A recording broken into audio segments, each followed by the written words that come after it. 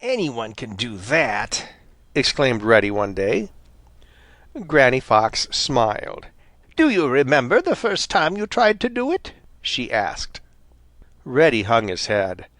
Of course he remembered that Granny had had to scare him into crossing that first time. Suddenly Granny Fox lifted her head. "Hark!" she exclaimed. Reddy pricked up his sharp, pointed ears.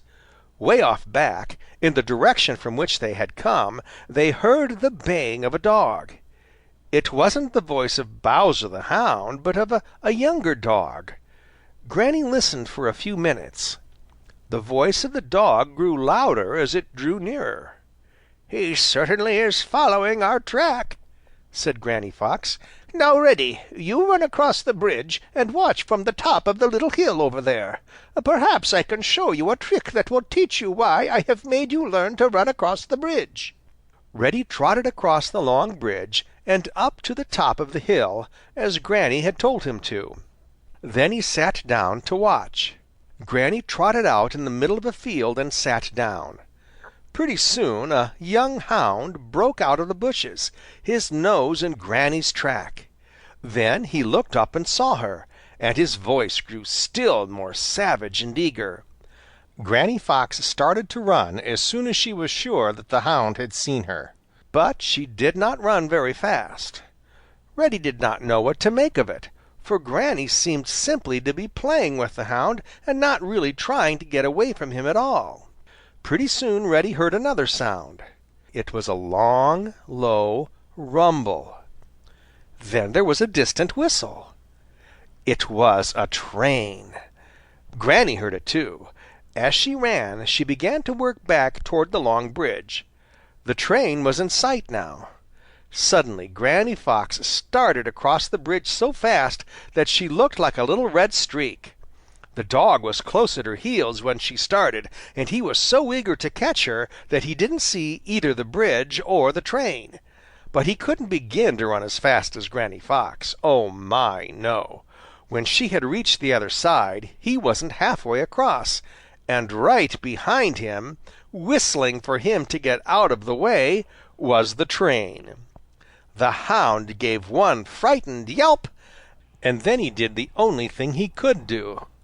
He leaped down into the swift water below, and the last Reddy saw of him, he was frantically trying to swim ashore.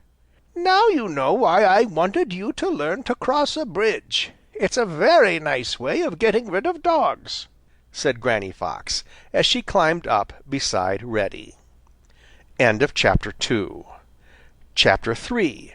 Bowser the Hound Isn't Fooled. Reddy Fox had been taught so much by Granny Fox that he began to feel very wise and very important. Reddy is naturally smart, and he had been very quick to learn the tricks that old Granny Fox had taught him. But Reddy Fox is a boaster. Every day he swaggered about on the Green Meadows and bragged how smart he was. Blacky the Crow grew tired of Reddy's boasting. "If you're so smart, what is the reason you always keep out of sight of Bowser the Hound?" asked Blacky. "For my part, I don't believe that you are smart enough to fool him." A lot of little meadow people heard Blacky say this, and Reddy knew it. He also knew that if he didn't prove Blacky in the wrong, he would be laughed at forever after. Suddenly he remembered the trick that Granny Fox had played on the young hound at the railroad bridge. Why not play the same trick on Bowser and invite Blacky the Crow to see him do it? He would.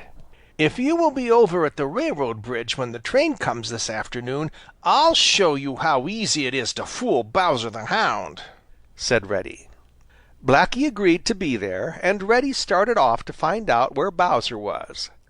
Blacky told everyone he met how Reddy Fox had promised to fool Bowser the Hound, and every time he told it he chuckled as if he thought it was the best joke ever. Blacky the Crow was on hand promptly that afternoon, and with him came his cousin, Sammy Jay. Presently they saw Reddy Fox hurrying across the fields, and behind him, in full cry, came Bowser the Hound. Just as old